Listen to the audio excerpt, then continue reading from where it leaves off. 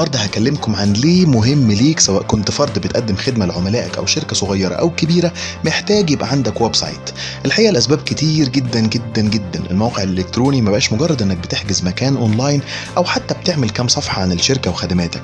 الويب سايت فعلا ممكن يبقى وسيلة متكاملة لإدارة أعمالك على الإنترنت. الناس بتدور عليك وعلى خدماتك. أو خلينا نشرح ده بمثال عملي أكتر. تخيل معايا إنك قررت تشتري منتج ما من شركة ما. يا ترى إيه أول حاجة هتعملها فعلا قبل ما تروح تشتري المنتج؟ أقول لك أنا بتدور باسم الشركة على محرك البحث جوجل أو على الفيسبوك. الهدف هنا إنك تلاقي معلومات أكتر عن الشركة وعن المنتج، ويا حبذا بقى لو لقيت آراء عملاء سابقين في المنتج وتعامل الشركة مع العملاء. الويب سايت هيظهر أول حاجة في نتائج البحث لما العملاء يدوروا عليك. الويب سايت هيديهم صورة كاملة عن أنواع الخدمات اللي أنت بتقدمها، أنتم مين وبتعملوا إيه وبتشتغلوا بقالكم قد إيه في المجال، والأهم من ده كله سابقة الأعمال الخاصة بالشركة. الويب سايت زي ما بحب اسميه دايما هو مكتبك على الانترنت. المكتب الجميل هيدي لعملائك انطباع جميل وثقة اجمل في شغلك. الويب سايت هيخليهم حريصين اكتر انهم يتعاملوا معاك ومع شركتك. توفير الوقت عليك وعلى العملاء.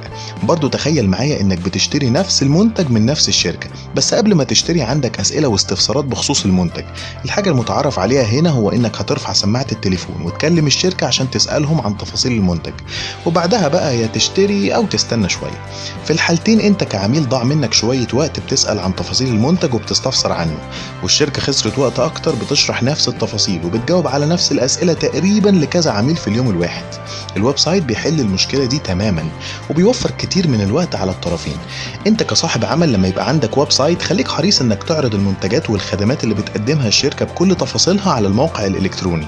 ممكن كمان تعرض الأسئلة المتكررة من العملاء وإجاباتها، وحاجة كمان العميل بيحترمها جدا وهي سعر المنتج أو الخدمة.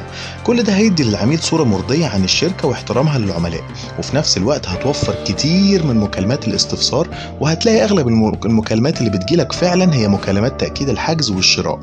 ممكن هنا نعتبر الويب سايت عبارة عن بروشور متنقل لشركتك وخدماتها. الويب سايت هو مكتبك على الانترنت. كتير من الناس ممكن تقول طب ما أنا عندي صفحة على الفيسبوك ودي كافية جدا وأنا أصلا مش محتاج أعمل ويب سايت. بس للأسف ده مش صح. مهما كان وجودك على السوشيال ميديا مهم، وجود مكتب افتراضي ليك على الانترنت أهم. المكتب الافتراضي ده هو الويب سايت. خليني أصدمك وأقول لك إنك لا تملك أي صلاحيات تقريبا على الفيسبوك. النهاردة عندك جروب أو صفحة ممكن جدا بكرة ما تلاقيهمش. معدل الوصول للعملاء أو الريتش دائم التغير بناء على لوغاريتمات الفيسبوك اللي بتتحدث كل يوم تقريبا. الفيسبوك والسوشيال ميديا طبعا مهمة، لكن الويب سايت هيديلك مساحة تعرض شغلك وأعمالك بالشكل اللي يرضيك. تقدر تحدد محتاج تعرض إيه مثلا في الصفحات الأولى، تقدر تعرض مجموعة صور وفيديوهات لأعمالك السابقة بطريقة معينة، كل ده حسب رؤيتك وطريقة عرضك للمنتج. على عكس الفيسبوك أو السوشيال ميديا بشكل عام، كل اللي تقدر تعمله إنك تنشر تحديثات مستمرة عنك وعن البيزنس بتاعك في صورة بوستات يومية مثلا أو أسبوعية. إمكانية عمل إيميل رسمي اسم شركتك. أنا تعمدت إن السبب ده ما يكونش رقم واحد على الرغم من أهميته لكتير من أصحاب الأعمال والشركات. الويب سايت مهم، مش ده السبب الوحيد لكنه سبب من الأسباب. الويب سايت هيديلك إمكانية عمل إيميلات رسمية اسم موقعك .com، والحقيقة إن السبب ده لوحده كفيل إنه يخليك تعمل ويب سايت بكرة الصبح. الايميل الرسمي هيديلك احترافيه كبيره عند مراسله العملاء والموردين. تخيل معايا كده ان انت وكل الموظفين عندك في الشركه عندهم ايميل رسمي اسم الموقع، وكل المراسلات بتستخدم الايميل الرسمي ده.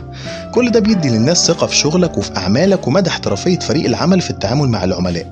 الاهم من كده ان التعامل مع الشركات والكيانات الكبيره دايما بيتطلب ايميل رسمي، ومش بيعترفوا تقريبا باي ايميل عادي او مجاني زي gmail.com او yahoo.com مثلا. البيع اونلاين. سواء كنت بتبيع خدمة أو منتج، الويب سايت هيديلك إمكانية البيع أونلاين.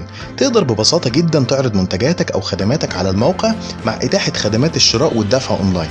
وببساطة جدا بمجرد ما يتم الاتفاق مع العميل بيدخل على موقعك وبيعمل الأوردر، وممكن كمان يكمل خطوات الدفع أونلاين وبعدها بتوصل له رسالة تأكيد بإكمال الطلب.